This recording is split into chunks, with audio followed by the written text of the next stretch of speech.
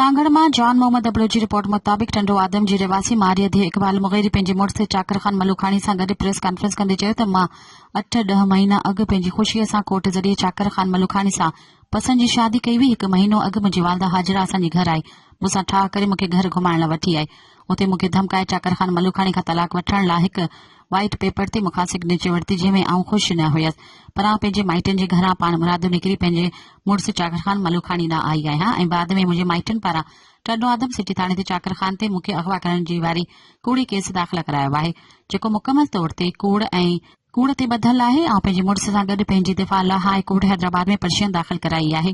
ऐं हिन press conference ज़रिए SSP सांघड़ टंडो आदम पुलिस इंतजामिया खां मुतालबो कयां थी त मूंखे या मुंहिंजे मुड़ुस चाकर ख़ान मलूखानी खे को बि जानी माली नुक़सान थियो त हिन जो ज़िम्मेवार मुंहिंजो वालिद इकबाल मुग़ैरी, तालिब मुग़ैरी, साईं बख्श मुग़ैरी ऐं ॿिया माइट हूंदा।